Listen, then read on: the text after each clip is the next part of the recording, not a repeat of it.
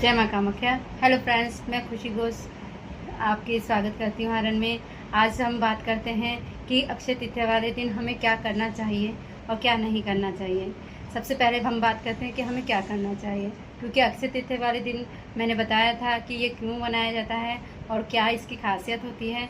जिस तरह से आपके प्रधानमंत्री आम जनता से अपनी बातें शेयर करते हैं, उनकी बातें डायरेक्टली सुनते हैं, उसी प्रकार भगवान विष्णु और माता पार्वती आपकी सारी समस्याओं को डायरेक्टली सुनती हैं और उस दिन वो आपके लिए देती हैं कि आप लोग उनके लिए क्या चीज़ कर रहे हैं, क्या चीज़ मांग रहे हैं, क्या समस्याएं हैं और क्या अपने सपने हैं।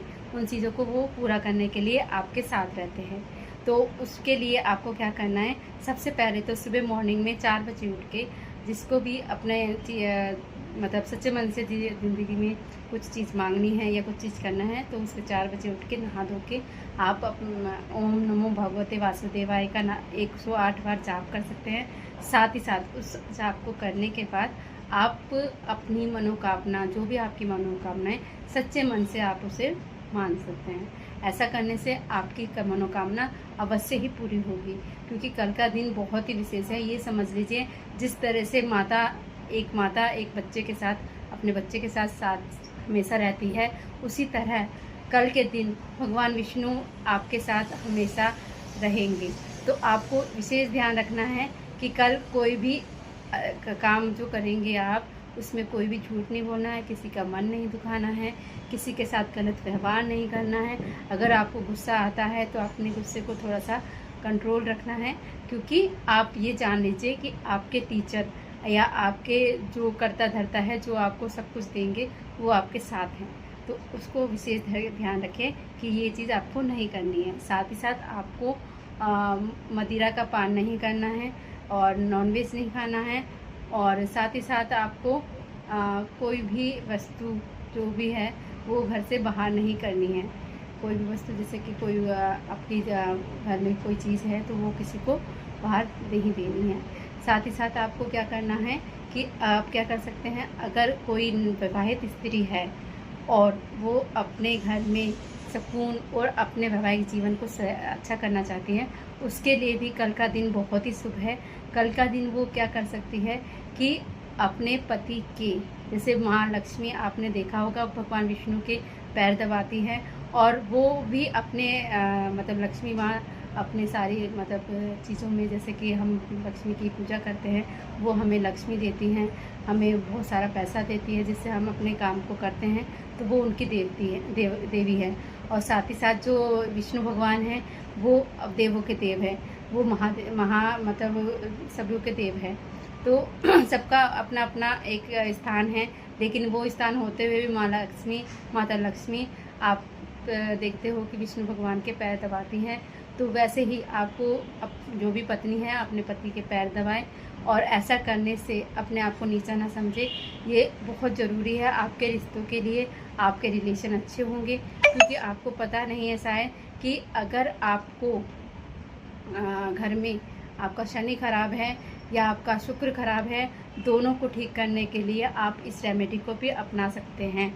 कि बहुत लोग मुझसे पूछते हैं कि हम अपने रिलेशन को कैसे ठीक करें पति पत्नी के, तो वो ये काम कर सकते हैं। और जो नवविवाहित नहीं है, केवल उनका विवाह नहीं हुआ है, तो वो पर्सन क्या कर सकता है, चाहे वो लड़का हो या लड़की हो, वो छोटी कन्या जो होती है उनको कोई उपहार दे सकते हैं, या साथ ही साथ श्रृंगार का सामान, जिन व्यक्तियों का शादी नहीं हो पा रही है, वो क्या कर सकते हैं, माता के मंदिर में जाके श्रृंगार का सामान दान कर मतलब दे सकते हैं। और साथ ही साथ छोटी लड़कियां जो होती हैं, कन्याएं जो होती हैं, उनको भी श्रृंगार का सामान दे सकती हैं। उससे क्या होगा कि आपका शुक्र भी मजबूत होगा और आपकी चीज़ें भी बनेगी। और साथ ही साथ आप क्या कर सकते हैं कि आप इत्र से नहा सकते हैं। कल के दिन अगर आप इत्र से नहाते हैं तो आपका वीनस बहुत अच्छा होगा, और वीनस अच्छा होने से आपकी चीज़ें भी अच्छी होंगी। और साथ ही साथ आप क्या कर सकते हैं कि अपने कान के पीछे यहाँ और यहाँ इत्र लगाएंगे, तो आपका वीनस बहुत अच्छा होगा। बहुत जने ऐसे होते हैं जिनका वीनस अच्छा नहीं होता है, तो वो बहुत कोशिश करते हैं कि ठीक करें। और कल का दिन ऐसा है कि आप वीनस को मजबूत कर सकते हैं और साथ ही साथ कुछ चीज़ें को विशेष ध्यान रखिएगा। जैसे मैंने आपको पहले भी बताया है कि आप पथरिया पान नहीं करेंगे, मांस मच्छी पान नहीं खाएंगे, और साथ ही साथ किसी को झूठ नहीं बोलेंगे, किसी का दिल नहीं दुखाएंगे, किसी से झगड़ा नहीं करेंगे, और हमेशा प्यार से बात करेंगे, लेडीज़ों को सम्मान करेंगे। तो ये चीज़ आप ज़रूर करिए। और साथ ही साथ ऐसी ही जानकारी के लिए बने रहिए खुशी घोष के साथ। और आपको अगर आपकी लाइफ में कोई भी परेशानी है तो वो आप मुझे डायरेक्टली मेरे पोस्ट पे मेरा नंबर है शेयर, आप मुझे डायरेक्टली कॉल कर सकते हैं, और कॉल करके अपनी जानकारी जान सकते हैं कि आपके से ग्रह कौन से ख़राब हैं।